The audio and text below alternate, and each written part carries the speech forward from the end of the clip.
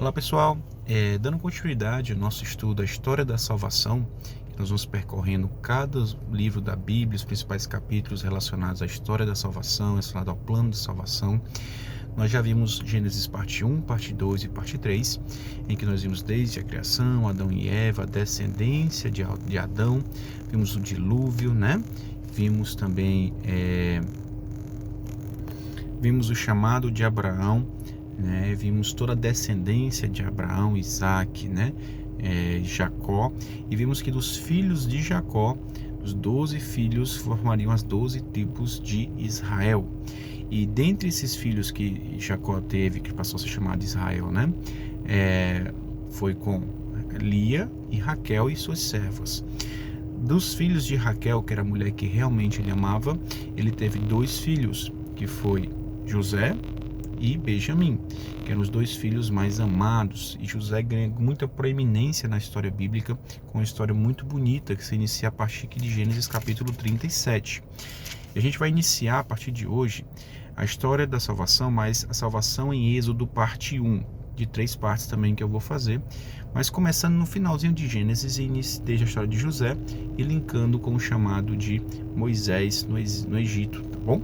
Então, a partir do capítulo 37, nós vimos a história de José, que era o filho querido de Jacó, e Jacó não deixava isso escondido, até ficava bem claro isso, que ele era um filho predileto, até mimado, e isso muito sonhador. Inclusive ele teve sonhos em que seus pais, seus irmãos eram feixes de trigo, eram astros, planetas, luz, sol, que se dobravam para ele, né? Se prostravam para ele, né? E isso para os irmãos mais velhos, veio um irmão mais novo, principalmente na cultura do Oriente Médio, era uma afronta muito grande. Mas tudo bem, até então, apenas um mero sonhador, José não tinha tanta importância. Mas quando seu pai, Israel, né, Jacó, decide lhe dar uma túnica de cores fortes, vivas, que apenas pessoas de autoridade utilizavam, que era bastante cara na época, que mais que isso representava aquele que iria suceder o seu pai no patriarcado, naquela região, os irmãos viram, e José não fez questão de esconder, e decidiram, agora sim, ele tem importância, agora sim vamos matá-lo, né? Porque ele nos afronta diretamente. Isso também tem um pouco a ver, né, com o que Jacó viveu com Esaú, né? Jacó roubou a primogenitura, né, mesmo sendo mais novo do que Esaú. E aqui ele tenta fazer José também como se José fosse tomar a frente, né? Se repetindo essa história, né? Essa tendência da história. Enfim, então eles decidem matar José. Contudo, deixaram ele numa vala, enquanto decidiam o que fazer, pegaram sua túnica, mancharam de sangue de um animal, levaram para Jacó, que entra em grave depressão após isso, tá bom? Após essa notícia, a gente vai até retomar isso. E, no caso, ele é vendido para ismaelitas, que é um povo que veio descendente de Ismael, né? O primeiro filho de Abraão, sem ser Isaac, deu origem ao povo árabe. E esses ismaelitas, para lucrar, venderam José para os egípcios. Então, José saiu da sua terra, das suas crenças, perdeu tudo, abandonado pelos seus irmãos, e foi servir no Egito. A gente vê aqui no capítulo 38, falando um pouco da história de Judá e Tamar, que quem tiver interesse possa ir ler também sobre isso. No 39, a gente já vê José na casa de Potifar, que era um dos comandantes do faraó no Egito, né? E lá Potifar tinha como servo José e admirou tanto José. Tudo que José colocava a mão prosperava. Ele dá muitas lições de como administrar as coisas, a vida, de como sempre estar pensando à frente, né? Sempre fazendo as coisas progredir. Então Potifar confiou tudo, todas as suas posses, sua casa, tudo nas mãos de José, porque ele conseguiu prosperar muito mais.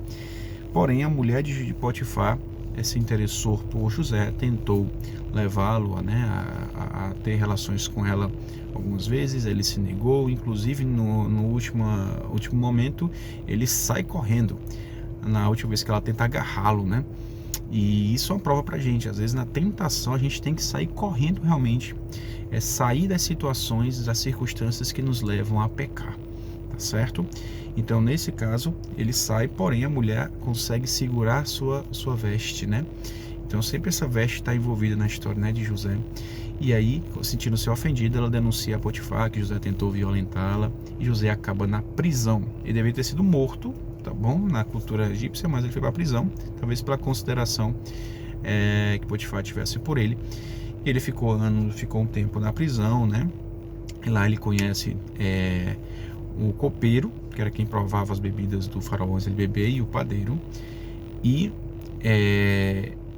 naquele momento, ele mesmo na prisão, mais uma vez, ele foi jogado num buraco, né? Ele não desanima, ele é um sonhador, ele é um cara que busca por seus dons em prática, e Deus lhe deu o dom de interpretar sonhos. E tanto o padeiro quanto o copeiro tiveram sonhos, e José interpretou para eles, mostrando que o copeiro seria liberto e que o padeiro seria morto. E isso aconteceu realmente. Os sonhos estão descritos aqui no capítulo 40, né? A interpretação. E José pede que o copeiro lembre dele, né? Só que anos se passaram após a libertação do copeiro, e chega um dia em que o faraó tem, não mais Potifar, mas o faraó tem sonhos bem intrigantes sobre as 7 espigas gordas, depois 7 espigas magras, 7 vacas gordas, 7 vacas magras.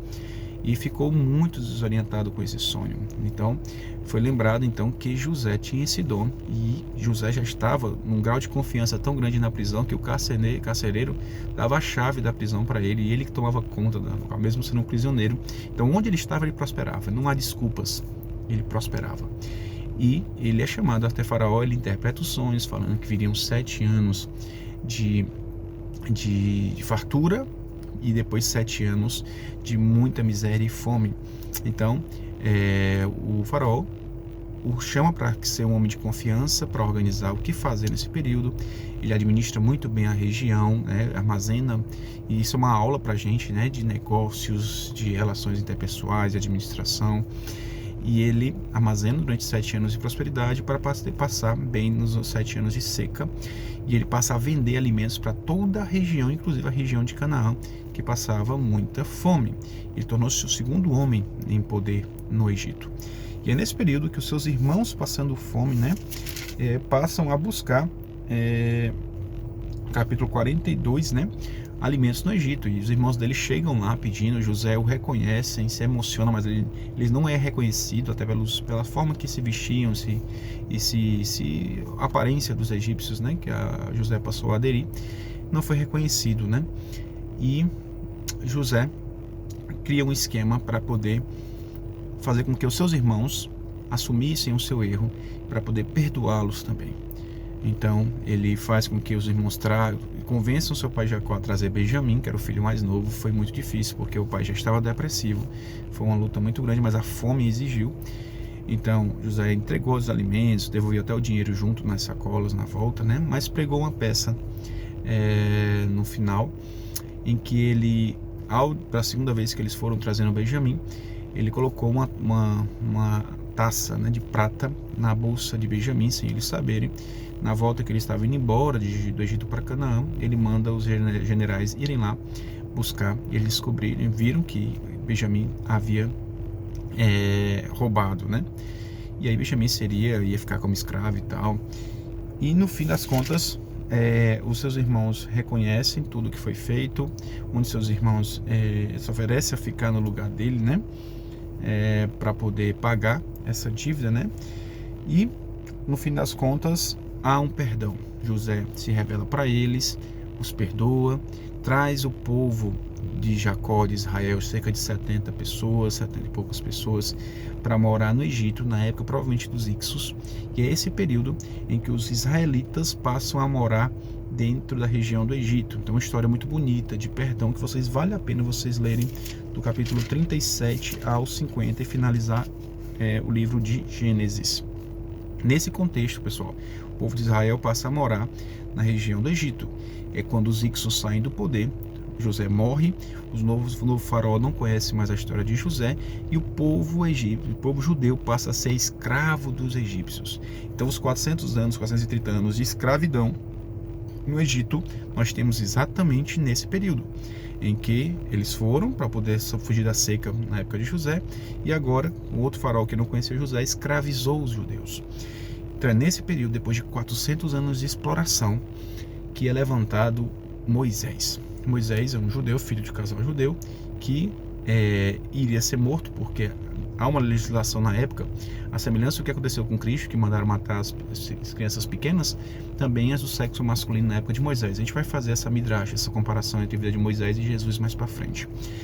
E aí Moisés é posto no rio, numa cesta, e a filha do faraó recebe aquela criança e quer adotá-lo. Então ele cresce como fosse um dos principais dentro do Império Egípcio. Só que com o tempo ele não aceita as injustiças, acaba matando, revidando contra um egípcio que estava maltratando um judeu, e aquele egípcio morre. Então Moisés passa a ser perseguido, ele foge. Mas é nesse contexto que Moisés, já no livro de Êxodo, né, ele passa a ser chamado, né? Deus chama Arão também, que é seu irmão, chama o próprio Moisés para que ele volte para o Egito.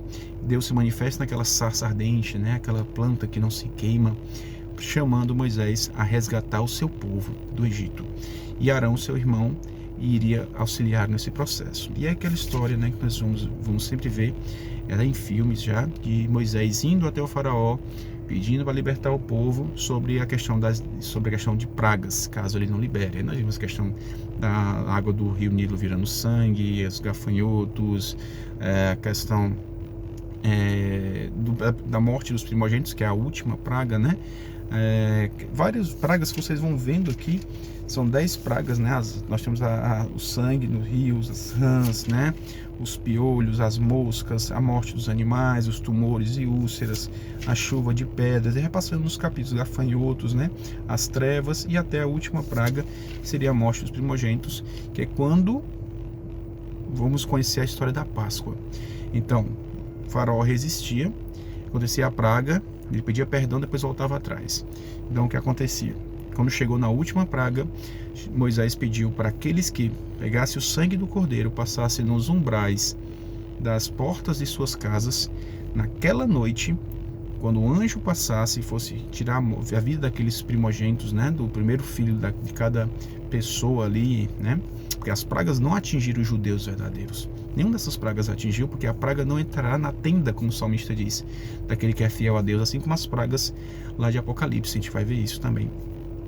Quem passou sangue nos umbrais das portas, ao redor das portas, não perdeu seu filho, mas o faraó perdeu seu filho, e ele entra em desespero e realmente liberta aquele povo, que já sai de madrugada, assim, de imediato. E aí nós temos a Páscoa, que é a passagem daquele anjo sobre a casa daqueles judeus fiéis que passaram o sangue do cordeiro, uma representação do sangue de Cristo, já a graça de Cristo nos salvando. O plano de salvação aí, bem claramente pra gente, que ia se manifestar na Santa Ceia lá na frente, né? Na representação de Cristo, na Santa Ceia. Hoje é a nossa Páscoa, de fato, né? E aí eles são libertos.